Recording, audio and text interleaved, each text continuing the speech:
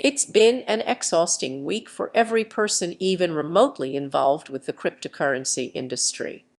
The collapse of SBF and Alameda research has brought with it what would normally be written off as FUD or fear, uncertainty, and doubt. For the first time, it's accepted as possibly worth listening to. Exchanges are scrambling to show proof of reserves. Apparently customer funds are reserves now. Traders are telling people to get their funds off exchanges.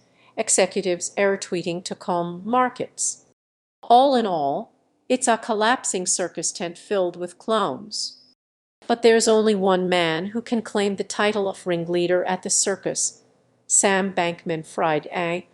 While that disgraced founder and CEO continues to tweet, likely against his attorney's wishes, he generally makes a mockery of himself and the industry he calls home. Protos has passed the time by going back and watching hours of past interviews. Just 1 month ago, Bankman-Fried said he had plenty of cash to spare, depending on how you look at it. I think we have upwards of $1 billion. There's some definitional issues here which are worth noting around regulatory capital, but we still have a fair amount of dry powder.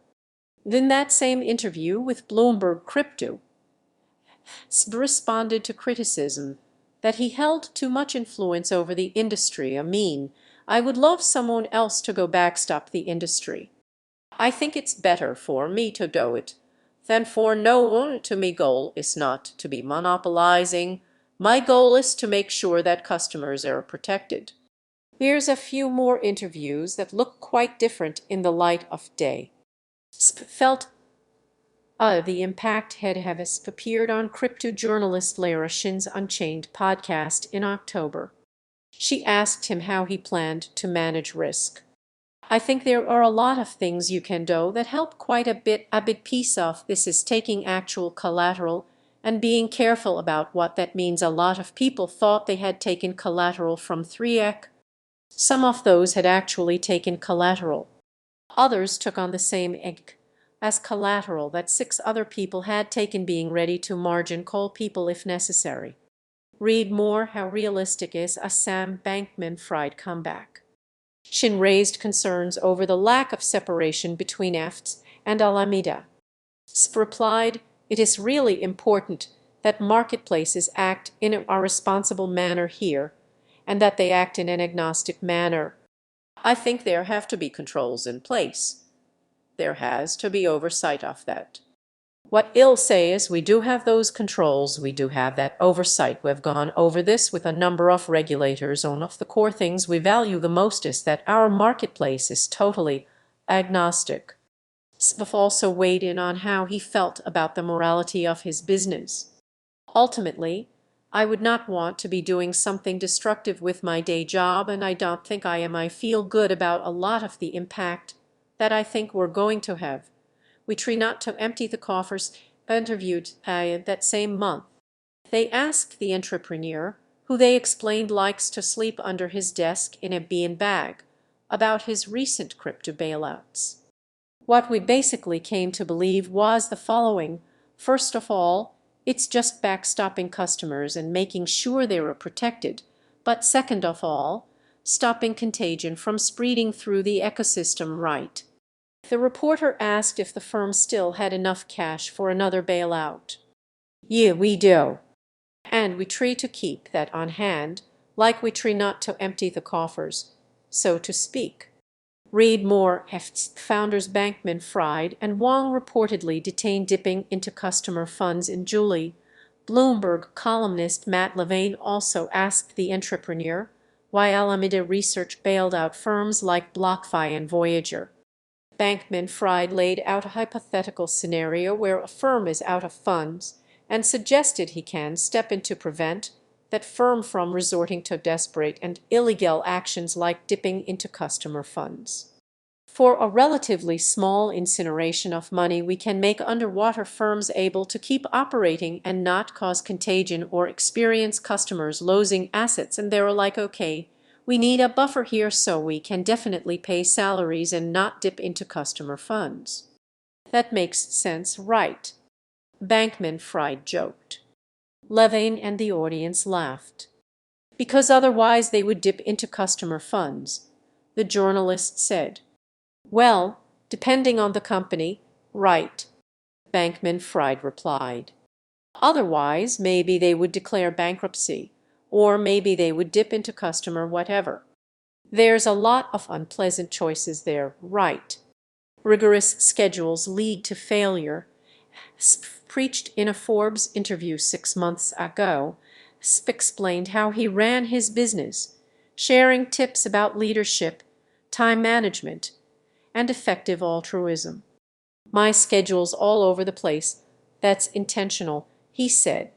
If you have an incredibly regimented schedule, especially when you are running a company, there's no chance it's gonna lead you in the right place. Read more. Sam Bankman-Fried caught deleting more tweets that aged like milk. I don't have a lot of time for hobbies, the then billionaire explained later in the interview. I play some League of Legends quite badly. I watch way too much sports in the background. I like multitasking, and so I will often have something up in the background. I play games, I daydream, play badminton. The entrepreneur also stated has learned a huge number of small things over the years, and one thing was how to manage a team. I was presented with times when members of our team disagreed with each other, disagreed with me, especially me job is to make sure, one way or another, that we do the right things and we get through them. Crypto is a collective fiction. Way back on a Solana podcast in 2020, Hask shared a curious hypothetical. I would never do this, but at some point, when you see stupid enough projects, we all sort of sit back and we're like, oh goddamn it, let's start making a lot of chains, y'all know. Pass 'em out to people and say, here's your chain. Tell whatever story you like. Keep half the tokens, I'll take the other half. You can thank me later for this idea. Asp implied everything was real anyways. I think crypto is sort of a collective fiction that we're writing. Ya know. So, where does it end for us? You can only make so much money, Asp said when asked this very question on the podcast. Well, I don't know if that's really true. There's a limit to how much you can make doing this because I don't know. There's only so much money that the world is able and willing to incinerate. Asp weighed in on the kind of legacy he wanted to leave behind back in May. I don't think I give a shit about legacy. That's not what matters. I think what matters is what impact I have on the world in the end. It doesn't matter if I make the world better or if someone else does, better is better. And if I can do anything to help other people help the world, it's just as good. Obviously, some part of me would like my legacy to be generically positive, but, oh, I just don't think that's what matters. In the end, it's the mark that we actually leave on the world, not the mark that we're perceived to leave on the world, that matters. Quotes in bold are emphasis. For more informed news, follow us on Twitter and Google News or listen to our investigative podcast, Innovated Blockchain City. The post we watched every interview so you don't have to appear first on Protos.